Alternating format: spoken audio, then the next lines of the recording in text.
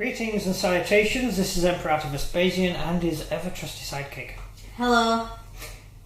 Today we're going to be taking a look at the Sokol 1000 motorbike and sidecar as utilised by the Polish Army in the Second World War. As you may guess, or may not guess, from looking at the model, this is actually entirely scratch built. The sidecar is entirely scratch built, wheel and everything's scratch built. The gun is actually a Japanese machine gun. The motorbike itself, there, is actually from the World War Z box set. It's one of the motorbike gang's motorbikes, and I have cut it down to make it look like an early motorbike, changed the front a bit, put a license number on it, and that's the motorbike. The rider is actually the legs of the original World War Z motorbiker with his feet cut off and German boots stuck on. So I cut it off just below the knee and stuck the German boot on, and then I put a German figure's torso on top and then the German helmet. It took a lot of work. This conversion actually took me about a day and a half to finish, which is actually a really long time when it comes to me converting stuff. But there were a lot of really niggly little bits to do, and I had just started wearing glasses. It's the first one that ever got the clear base. Yeah, and it's the first thing I ever based on a clear base. So we're going back a bit now. Oldest one. You may notice there's two guys on this. I was going to make a guy manning the gun, but when we unpacked we got two motorised infantry box sets and we brought them up to 19-man platoon-sized squads. And because we brought them up to 19-man platoon-sized squads, we decided that we didn't need one of the figures out of it. So I did a head swap, and I gave the the black coat wearing guy a German helmet, so he looks like the guy who rides the bike, which I thought was quite a little innovation. I thought it looked quite cool. Because the motorbike crew actually wore the black leather coat. So this guy has got his black leather coat folded up.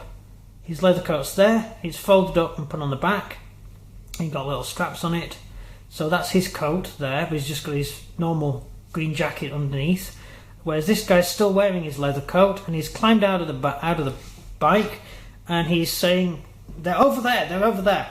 And that guy is holding a pair of binoculars, and he's sort of saying, I'm not sure if they are. So they're sort of having a little conversation, stood there on the bike. So I think it's a really nice little model, and it took me, as I said, about a day and a half to actually make. But it was worth it in the long run, because you cannot buy motorbike and sidecars for the Polish Army. Very true. They just don't exist. So anyway, it is a motorbike, so it's part of the 10th motorised. Most of them were part of the 10th motorised, not all of them. Some of them are part of 10th, but this one's 10th, okay. So I class this guy as veteran. He doesn't have to be veteran, you can have him as any sort of type. So it'll be wheeled, so it will move 12 inches, meaning it can move 24 inches, and being a motorbike, it has the recce rule. So it can drive 24 inches, and then if fired at, it can move itself 12 inches out of range. So that's actually quite useful, and I have used it to good effect, haven't I?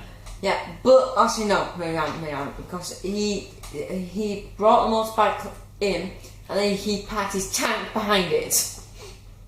Oh yes, so I had to go off road. So he ruined the recce rule for himself. Yeah, I had to go off road. So it carries a MMG. If it's a light machine gun fixed, then it's an MMG. If you put a light machine gun on a tripod, then it becomes an MMG. Because it's more stable to fire. Just deal with it. So it's got 4D attacks, for 4D shots. So you have a light machine gun with 4D attacks, and it can move 24 inches. That is a really useful little tool to have. Pretty much, yeah. And it has the recce rule. That's all awesome. Just a little package of awesomeness in one figure. Yeah. Yeah, I quite like it. And we need to do more stuff like this. But yeah, it was just a matter of having a spare bike, having a spare figure, and just having an interest in Polish equipment to the Second World War, which I do have. I do quite a lot of reading on Polish stuff, and I've always known loads about it.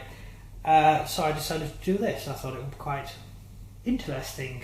Interesting. So yeah, that's about it.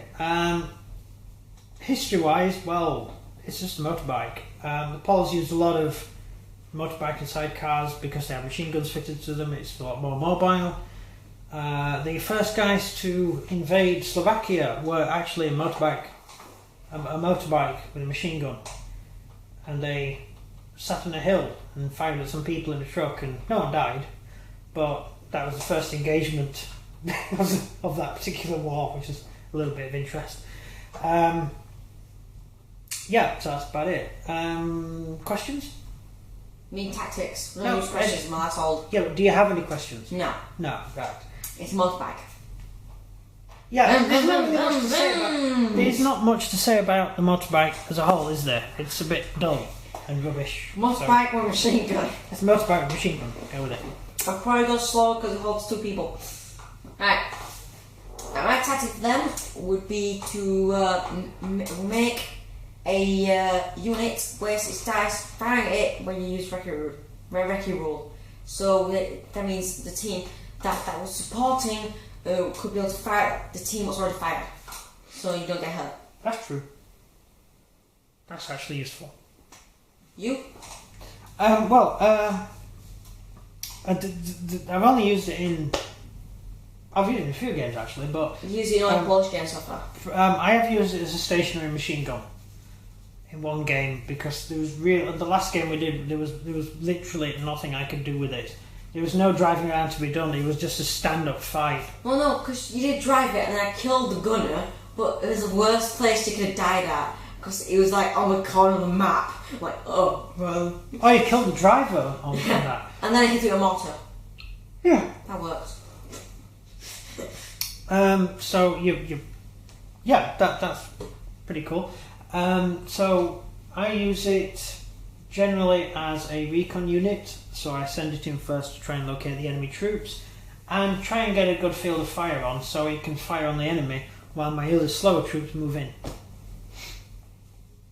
I found it useful supporting cavalry, which one thing the Poles used to do is they would have a motorbike with a heavy machine gun mounted on it, and it would have, this would be a flatbed just here with a crossbar, and it had a heavy machine gun mounted on, and it could be fired as an anti-aircraft gun or as a normal gun. And the rider would sit on the back of this bike when it was actually moving, and then he would get off and he would kneel down and fire the heavy machine gun.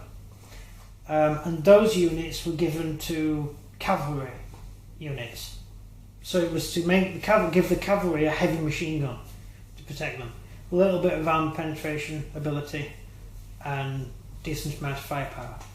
I guess. Yeah, that was one of the tactics the Poles used. Although this one is a light machine gun, there's no reason you can't use it to support cavalry. And I have done that in one game. But with the Polish army, we're really learning how to play it. We have learned that it's not a very defensive army. We found it's an aggressive army. Yeah, I think if you play aggressively, you will stand a much better chance of winning the game. Because even though you have one thing, when I first started playing Poles, I quickly realised that Polish, even though they have large units, so you think, hey, they're going to last a long time. If you get pinned, you're not going anywhere. Yep. So that's the downside. But if you do play aggressively, you have to be careful because if the enemy wins the initiative, you're screwed. Yeah. Which you found Which in the very last match. That was because we were playing a campaign, and you don't normally get a situation like that in real life. And maybe the next campaign we should actually do it full games instead of continuation of the last game with additional support troops. Actually, I like the way it played. It was interesting. Yeah, I like the way it played. It was interesting starting off within charge range of each other. And my VDV and my Aztec and my medic and my mortar survived the whole campaign. Yeah. Boom! My motorbike didn't. No, you died in the very first game. And then got run over by your own tank. How evil are you? Yeah. That was unfortunate.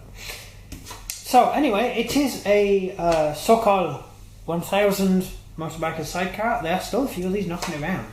I've seen people. Yeah, I saw one in Norfolk.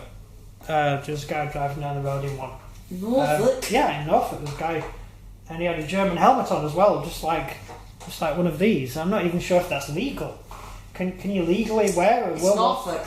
Yeah, it's Norfolk. It's like one police officer in Norfolk. I'm telling you. But he was wearing the leather jacket. That leather jacket. The motorbike was painted black, so.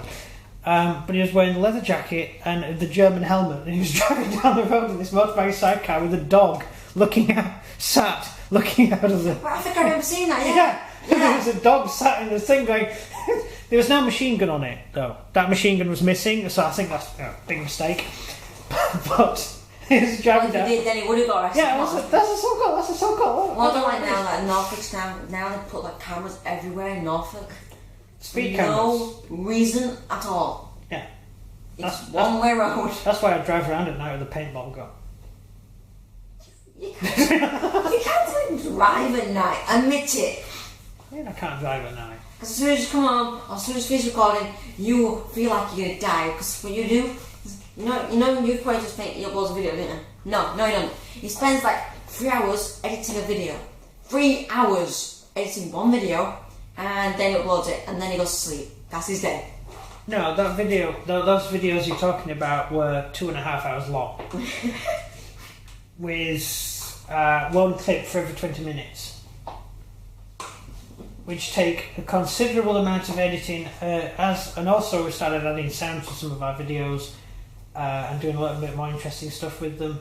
If I had time, I would really like to spend a lot more time doing really much cooler videos. But running two businesses at a time. I don't have time to just sit and do it. And I apologise to everybody out there for it. If we get things sorted out, things are getting better, but I hope our videos are becoming slightly more interesting. We have much better scenery and we have an actual place to film now. I want to get a microphone sorted out so we can wear mics, which will make it sound a lot better.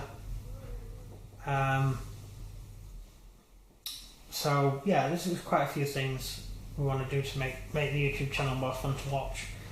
And we do like doing the history stuff, so we're doing a lot more of these videos where we're doing whole armies and discussing the history of them and everything, because I think people seem to enjoy that. If you didn't know, this channel was a history channel when Originally. it first began. Yeah. And then we're like, screw it, and I'm so sad to this. Well, no, we decided to do it as gaming.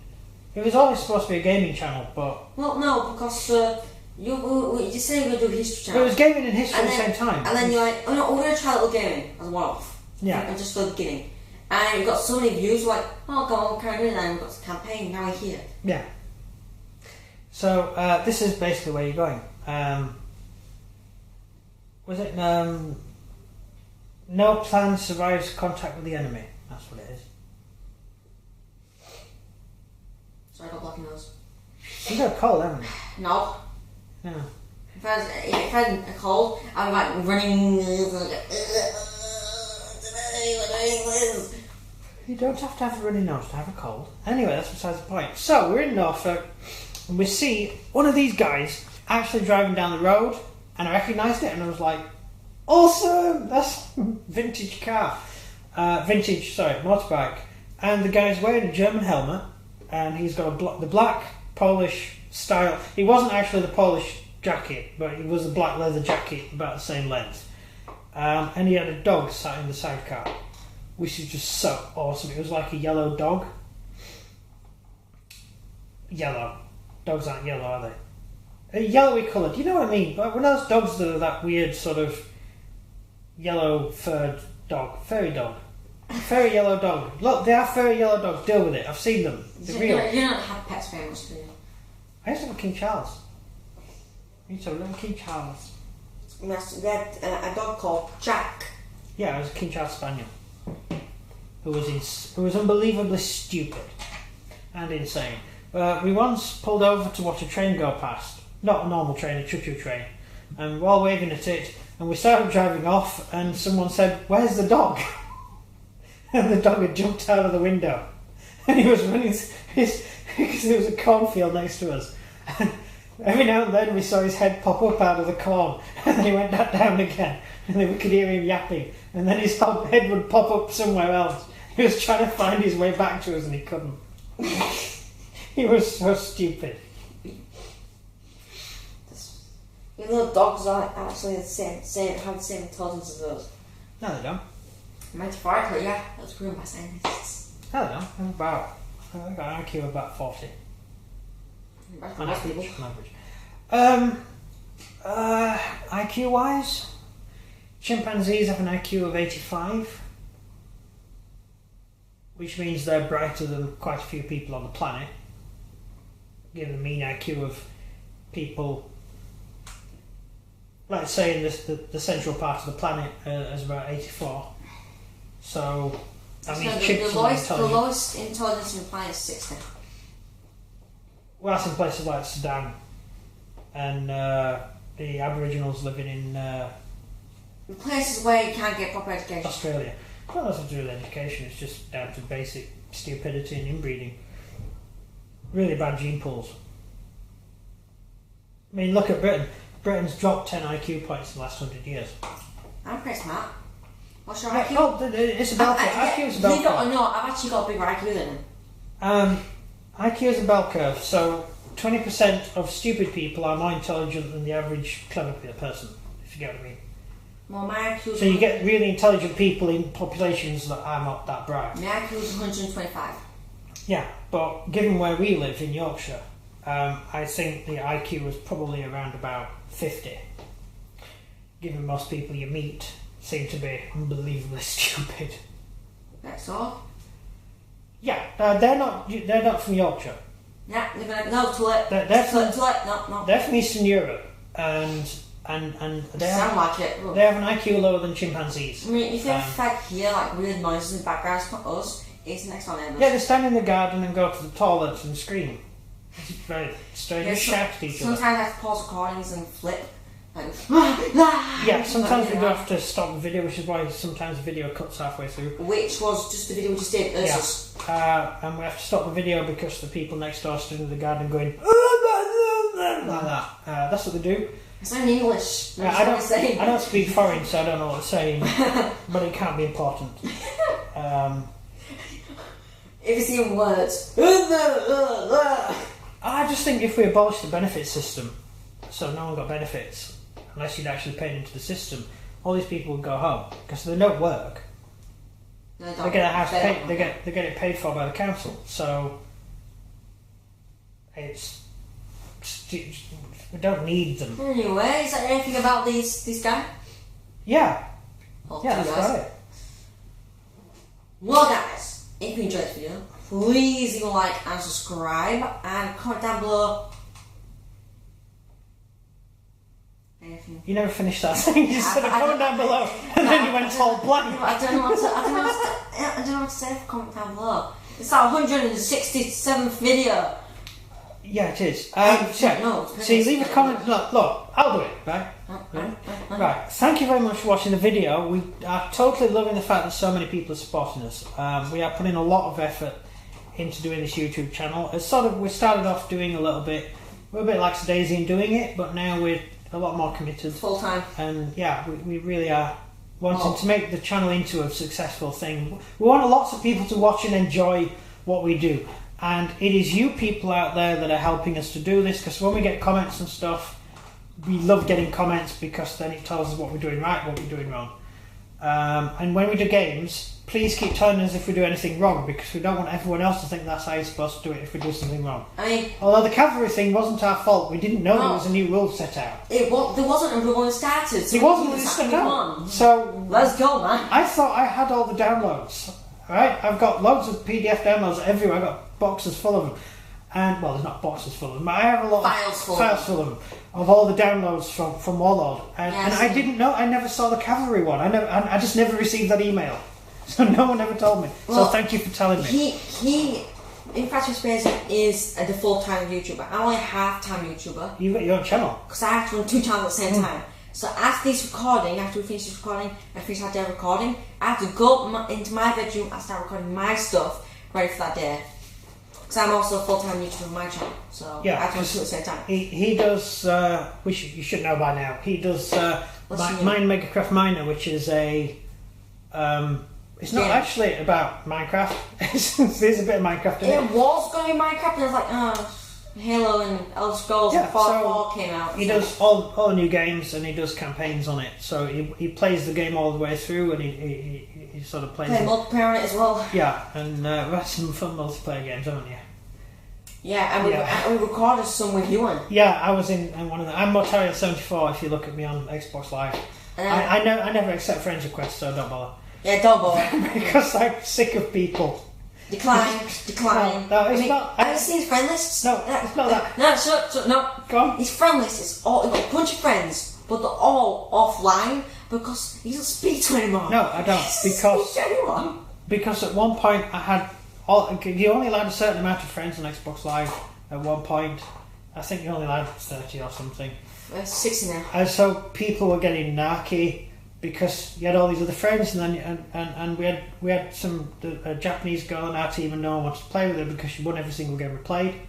Because she was I'm a ninja. I'm supposed to be the greatest Halo player in his house, and she beat me. Yeah, she bet everyone. What? How possible? So no one wants to play because although we always won because she was on our team, she was just such a good player that she got twice the points of everybody else, and just no one wants to play. You're like, I'm going to take the tank out. Oh, she's done it. I'm going to take the plane out. Oh, she's done it. Oh, she's captured the command post. Oh, I'll just sit here and not do anything. I'll just sit and snipe for the rest of the game. Right, capture the flag. Yeah. Although the driver, she's just sat at the back with the flag. Yeah.